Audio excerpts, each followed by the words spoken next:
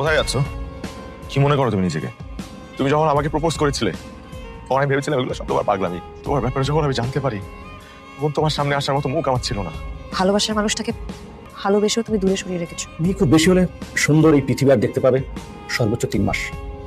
3 মাস পর সে সারা জীবনের জন্য অন্ধত্ব বরণ করবে, মানে সারা জীবনের জন্য সে অন্ধ হয়ে যাবে। তুমি কি ভেবেছিলে তোমার অসুখের কথা শুনে আমি তোমাকে ভুলে যাব? তোমাকে ছেড়ে চলে যাব? তোমাকে ভুলে যাব? এত সহজ?